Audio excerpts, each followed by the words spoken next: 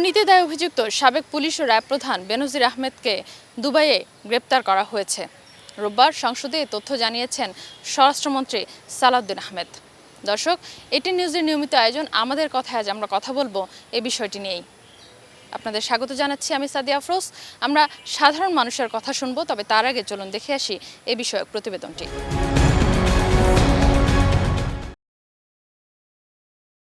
আওয়ামী লীগ আমলে নানাভাবে সমালোচিত সাবেক পুলিশ প্রধান বেনজির আহমেদ, তার বিরুদ্ধে দুর্নীতি দমন কমিশনের করা পাসপোর্ট জালিয়াতির মামলায় গত বছর রেড নোটিশ জারি হয়েছিল।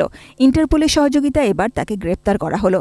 জাতীয় সংসদ অধিবেশনে স্বরাষ্ট্রমন্ত্রী সালাউদ্দিন আহমেদ জানান, বেনজিরের বিরুদ্ধে ইন্টারপোলে জারি করা রেড নোটিশের ভিত্তিতে জানানো অনুরোধেই আমিরাতের পুলিশ তাকে গ্রেপ্তার করেছে। বর্তমান সরকার দায়িত্ব গ্রহণের পর এনসিবি ঢাকা কর্তৃক ইন্টারপোলে আবেদন করা হয়। ইন্টারপোল কন্ট্রোল নম্বরের মাধ্যমে বেনজির আহমেদের প্রতি রেড নোটিশ জারি করে সংযুক্ত আরব আমিরাতের স্বরাষ্ট্র মন্ত্রণালয়কে অনুরোধ করা হয় গ্রেফতারের জন্য। গত 12 জুন 2026 তারিখে সংযুক্ত আরব আমিরাতের national central bureau NCB Abu Dhabi হতে প্রেরিত একটি ইমেইলের মাধ্যমে বাংলাদেশ সরকারকে জানানো হয়েছে যে বেনজির আহমেদকে সংযুক্ত আরব আমিরাত পুলিশ কর্তৃক গ্রেফতার করা হয়েছে এবং তিনি বর্তমানে সেখানে আটক আছেন। সংসদে 300 বিধির আওতায় দেওয়া এক বিবৃতিতে এসব তথ্য জানান তিনি। বেনজির আহমেদকে ফেরানোর প্রক্রিয়ার কথাও জানান স্বরাষ্ট্রমন্ত্রী। এনসিবি আবুধাবি জানিয়েছে যে গ্রেফতারের তারিখ হতে 30 দিনের মধ্যে কূটনৈতিক চ্যানেলের মাধ্যমে আনুষ্ঠানিক এক্সট্রাডিশন রিকোয়েস্ট প্রেরণ করতে হবে। কূটনৈতিক চ্যানেলে আনুষ্ঠানিক এক্সট্রাডিশন রিকোয়েস্ট প্রেরণ করে এনসিবি আবুধাবির সাথে সমন্বয়পূর্বক অতি দ্রুতই তাকে বাংলাদেশে নিয়ে আসা হবে। বিচারহীনতা সংস্কৃতি থেকে বের হয়ে আসার ক্ষেত্রে বেনজির আহমেদের গ্রেপ্তারের ঘটনাটি মাইল ফলক হয়ে থাকবে বলে মনে করছে সরকার। এর মাধ্যমে আমরা বিচারহীনতা সংস্কৃতি থেকে বের হয়ে আসতে সক্ষম হব ইনশাআল্লাহ। পাশাপাশি এর মাধ্যমে আমরা জাতিকে আশ্বস্ত করতে চাই যে অপরাধী যত শক্তিশালী হোক না কেন, আইনের ঊর্ধ্বে কেউ নয়। এটি দেশে আইনের শাসন প্রতিষ্ঠা এবং বাংলাদেশের ইতিহাসে মাইল ফলক হয়ে থাকবে। এই ঘটনায় কেবল সরকারি দল নয়, সংসদে বিরোধী দলেরও উচ্ছ্বাস ছিল। অত্যন্ত একটি উল্লেখযোগ্য এবং প্রশংসনীয় উদ্যোগ এবং বাংলাদেশ পুলিশের সফলতা। আমরা পুলিশকে এই জন্য ধন্যবাদ জানাই। এটা আমাদের জন্য অত্যন্ত আনন্দের এবং এই দেশের জন্য অত্যন্ত একটি উল্লেখযোগ্য ঘটনা আমি মনে করি। Sajida Sweety, ATN news, Dhaka. দর্শক, চলুন এবার দেখে আসি কি বলছেন সাধারণ মানুষ। যতটুকু তথ্য আমাদের আসছে, মিডিয়ার মাধ্যমে আসছে, সে থেকে আমরা জানতে পারছি যে তিনি একজন বাংলাদেশের ওয়ান অফ দ্য সবচেয়ে বড় দুর্নীতিবাজ, বিভিন্ন ক্রাইমের সাথে জড়িত ছিল। একজন দেশের পুলিশ প্রধান হিসেবে তিনি বিভিন্ন ধরনের কুকাজের সাথে জড়িত ছিল। তো তাকে 5 আগস্টের পরবর্তীতে সাথে গ্রেপ্তার করা উচিত ছিল। তারপরে এখন প্রায় 2-2.5 বছর পরে তাও অন্য একটা দেশে দুবাই নিউজ দেখলাম যে উনি গ্রেপ্তার হয়েছে। আমরা আশা করি যে তার যে ওখান থেকে দ্রুত দেশে আনে তার সুস্থ বিচার করা হবে আর কি, যেটা দেশ ও জাতির জন্য কল্যাণকর। বাংলাদেশের আইনটা আসলে সবার জন্য সমান হয় নাই।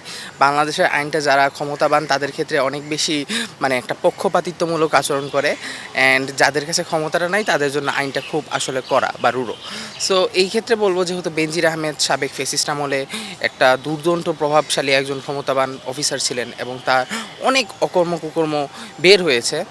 সো আমার এইটার দিক দিয়ে আমি বিএনপি সরকারকে আমার মনে হয়েছে যে বিএনপি সরকার একটা খুব ভালো মুভ ছিল যে তারা ইন্টারপোলের মাধ্যমে বা কোনোভাবে তাকে গ্রেফতার করেছে। এখন একজন সাধারণ নাগরিক হিসেবে আমি চাইবো তার অবৈধ সম্পদগুলোর সব একদম খুঁটিনাটি বিশ্লেষণ করা, কোথায় কি আছে। অ্যান্ড সেকেন্ডলি, তার দ্বারা অনেক মানবতা বিরোধী অপরাধ সংঘটিত হয়েছে। এই মানবতা বিরোধী অপরাধগুলো সুষ্ঠু তদন্তও আমি এক্সপেক্ট করব, কারণ যাতে পরবর্তীতে বেনজির আহমেদ একজন এক্সাম্পল হয় অন্যান্য পুলিশ অফিসার বা অন্যান্য ল এনফোর্সমেন্ট অফিসারদের জন্য, যে নেক্সট টাইম থেকে বাংলাদেশে এই ধরনের মানবতা বিরোধী কাজ করলে কোনো সরকারের আমলে থেকে যাতে তাকে বিচারের মুখোমুখি হতে হয়। বাংলাদেশ সরকারের উচিত সেখান থেকে তাদেরকে যথাযথ প্রক্রিয়ার মাধ্যমে দেশে ফিরিয়ে এনে তাদের যে বিচারের রায়টা কার্যকর করা, তাকে যেন খুব দ্রুত দেশে নিয়ে এসে সঠিক বিচার এবং ন্যায়সম্মত বিচার প্রক্রিয়ায় তাকে বিচারের আওতাধীন করা যায়, এটা সরকারের কাছে দাবি থাকবে। পাশাপাশি অন্যান্য বিভিন্ন সরকারের সময়ও বা যে কোনো অপরাধী, সেটা যে কোনো অপরাধ হইতে পারে, তারা যদি দেশের বাইরে চলে যায় সেক্ষেত্রে তাদেরকে দেশে নিয়ে এসে সঠিক বিচারের মাধ্যমে তাদের বিচার করাটাই উত্তম। সেক্ষেত্রে জনগণের একটা যে প্রত্যাশা সেটাও প্রতিফলিত হবে এবং দেশের আইনের প্রতি যে জনগণের একটা যে শ্রদ্ধাবোধ বা জনগণের একটা আস্থা সেটা ফিরে পাবে। কিশোরগঞ্জ থেকে স্বাগত জানাচ্ছি আমি শফিক আদনান। দেশের আলোচিত সাবেক আইজিপি বেনজির আহমেদকে গ্রেপ্তার করা হয়েছে। দুর্নীতির মামলায় ইন্টারপোলের রেড নোটিশের ভিত্তিতে দুবাইয়ের পুলিশ 12 জন তাকে গ্রেপ্তার করে। তার এই গ্রেপ্তার নিয়ে কিশোরগঞ্জের সাধারণ মানুষ কী ভাবছেন তাই জানার চেষ্টা করব আমাদের কথার আজকের আয়োজনে। ওনাকে দেশে ফিরিয়ে আনা হোক এবং তার যে দুর্নীতির মামলায় যিনি অভিযুক্ত হয়েছে তার দুর্নীতির বিচার করা হোক এবং দুর্নীতিমুক্ত একটা বাংলাদেশ গড়ে উঠুক।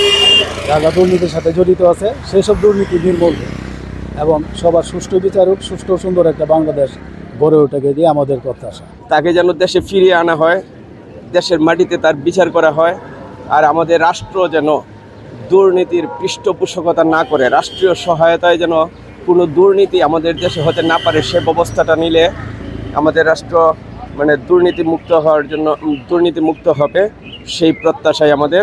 বেনজির আহমদের মতো আরও যারা বড় বড় অফিসার দেশ থেকে পালাইছে তাদেরকেও বাংলাদেশ সরকার এনে বাংলাদেশ আইনে যথাযথভাবে বিচার করুক, তাহলে দেশ দুর্নীতিমুক্ত হবে। ভবিষ্যতে যাতে আর কেউ এরকম অবৈধভাবে টাকা উপার্জন করে বিদেশে না পাঠাইতে পারে এবং সে না যাইতে পারে, এই ধরনের ব্যবস্থা সরকার গ্রহণ করুক, এটা আমরা চাই।